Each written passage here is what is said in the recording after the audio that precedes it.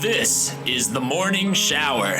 Brought to you by Late Night Hump. Let the news wash over you. With Jordan Freed, Brendan O'Brien, and Reena Ezra.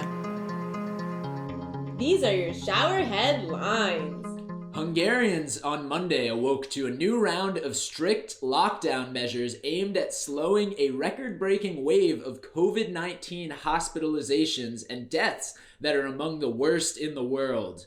A rapid rise in pandemic indicators since early February prompted Hungary's government to announce the new restrictions, including closing most stores for 2 weeks. I hope they all stocked up, otherwise they might be hungry. A highly venomous snake was found inside a teenager's asthma inhaler in Australia earlier today.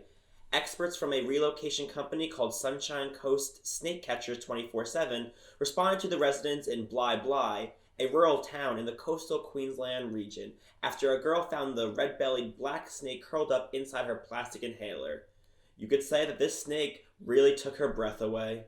A massive brawl caught on camera over the weekend between a customer and Bath & Body Works employees in Arizona's Fashion Square Mall has gone viral. The feud began when one woman was accused of cutting another in line. Footage of the incident begins with a woman fighting with a female employee before another employee joins in, tackling the customer to the ground. This inspired Bath & Body Works to come out with a new moisturizer called Dog Pile. Rub it into your skin and get ready to rumble! Malala Yousafzai is a Nobel laureate known around the world for her activism, but she's also a cartoon fan and is taking her love of television and film to Apple TV+. Yousafzai, 23, who graduated from Oxford last June, announced Monday that she has partnered with Apple in a multi-year deal to develop dramas, documentaries, comedies, animation, and series for kids. Yousafzai was the youngest winner of the Nobel Peace Prize in 2014 for working to protect children from slavery, extremism, and child labor.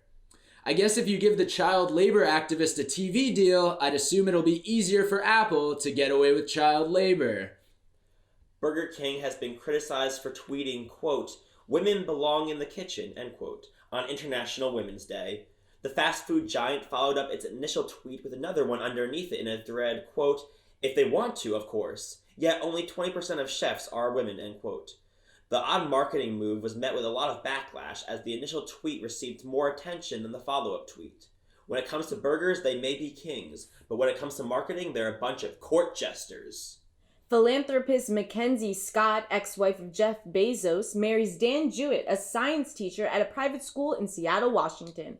She's just using a different service to boycott Amazon. Next, she'll boycott Blue Origin by staying on Earth. Blake Griffin is joining the collection of stars in Brooklyn. The six-time All-Star agreed to sign with the Nets, a person with knowledge of the details said Sunday. Although he will be welcomed by the Nets, Blake Griffin's true purpose will be served in the Brooklyn improv community. Tesla is making a giant battery to plug into Texas's power grid, and it says it has the capacity to store 100 megawatts of energy. The battery could help the local electric system come back online by providing energy to jumpstart electric generators during a blackout or natural disaster. And it would be more powerful enough to power 20,000 homes on a hot day. I don't even have enough energy to come up with a punchline for this joke. You win this round, Tesla. Jack Dorsey is offering to sell his very first tweet as a non-fungible token. The Twitter CEO shared a link Friday afternoon to a platform called Valuables, where his March 21st, 2006 tweet, quote, "just setting up my Twitter," end quote, was up for bidding. The highest offer is $25 million as of Saturday afternoon, according to the website. And Late Night Hump is selling their first tweet, quote, "it's coming, don't miss it," end quote, for $30 million. Chloe Zhao's success as the first Asian woman and the second woman ever to win a Golden Globe for Best Director for her film Nomadland has not been met with universal applause in her country of birth.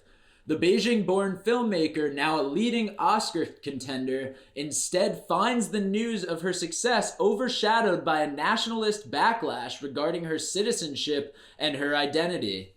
Censors have removed some social media posts about the film, which has raised questions about whether it will still be released in China. I know how Zhao feels. None of my films are getting released in my home country either. A Maine passenger who was impaled when a falling pine tree struck the vehicle she was riding in suffered 7 broken ribs.